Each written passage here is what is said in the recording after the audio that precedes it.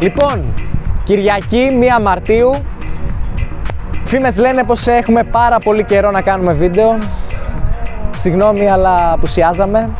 Ήρθε η ώρα να κάνουμε ένα δυνατό comeback, οπότε κόβουμε πίτα ή την κόψαμε εδώ στη Θεσσαλονίκη. Όπως και πέρυσι, μαζέψαμε αρκετά Ford, όχι λίγα, που κάνουν χαμό. Μπήκαμε πίστα.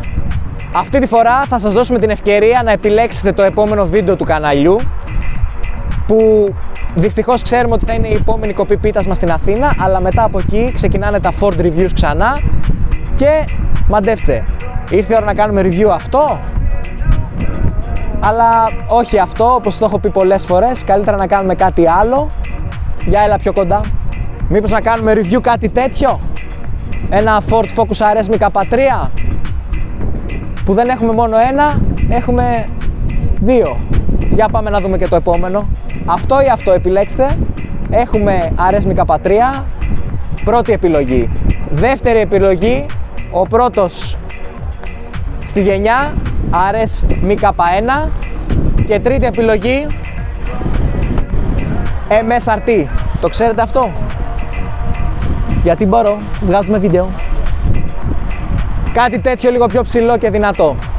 Εννοείται ότι θα κάνουμε και άλλα βιντεάκια, αλλά αυτή τη στιγμή δίνουμε τρεις επιλογές. Μία, το Ford Focus RS το MK3, δεύτερη Ford Focus RS MK1 ή MSRT εδώ ομορφιά.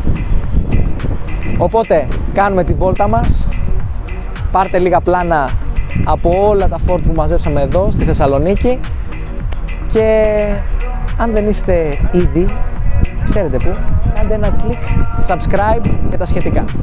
Τα λέμε σε λίγο. Βλέπετε το χαμό που κάναμε εδώ στην πίστα. Είναι η πρώτη φορά που γίνεται κάτι τέτοιο.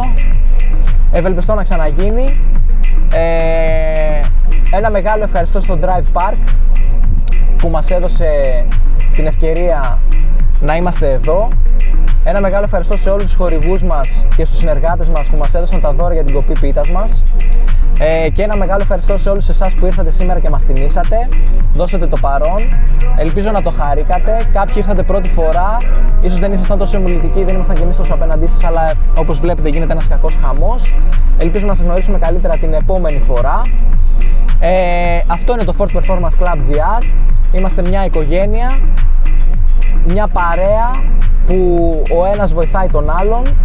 Προσπαθούμε πάντα να υπάρχει σεβασμός και εννοείται να τα βρίσκουμε μεταξύ μας και να κάνουμε περισσότερα, από εκδρομές μέχρι συναντήσεις, μέχρι πίστα, μέχρι το οτιδήποτε.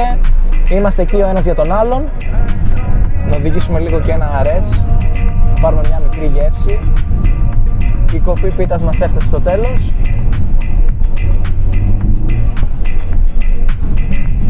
Πιστεύω θα είδατε όλα τα Ford που μαζέψαμε εδώ στη Θεσσαλονίκη. Πρώτη φορά μαζεύονται τόσα πολλά Ford, θεωρώ, σε πίστα και στη Θεσσαλονίκη ειδικότερα.